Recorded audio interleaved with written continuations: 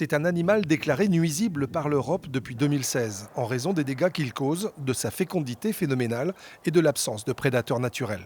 À 2 pas de l'hippodrome de Pornichet, une des zones humides de la commune, et des indices qui ne trompent pas. Le ragondin est venu brouter ici. On s'aperçoit qu'il y a plein de petits cheminements. Donc ça, c'est des sentiers qui sont créés par le ragondin. Suite à un signalement de l'association Polénis 44, spécialisée dans la lutte contre les nuisibles, la ville de Pornichet a décidé de ne pas attendre.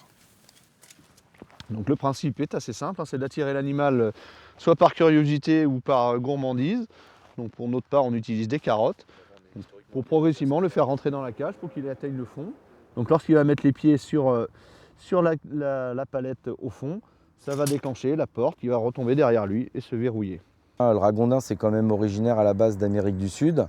Ça a été introduit ici à la fin du 19e siècle pour la fourrure. Bon, après, on a vu que c'était une économie pas tellement rentable, donc il a été libéré et il a pu se développer n'ayant pas ses prédateurs naturels qui sont le caïman et le puma. Donc effectivement, l'homme doit intervenir dans cette régulation.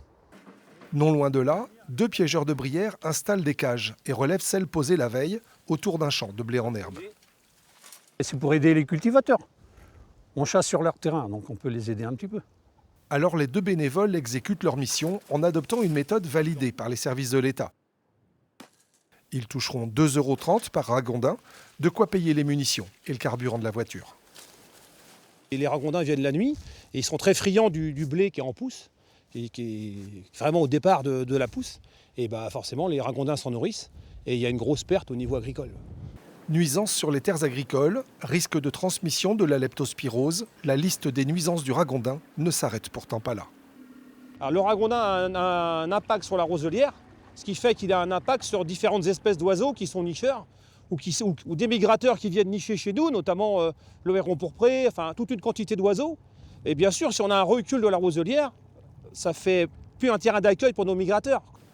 Malgré les 70 à 80 000 ragondins prélevés chaque année, les piégeurs et chasseurs de Loire-Atlantique ont bien compris qu'ils ne sont pas prêts de tuer le dernier ragondin.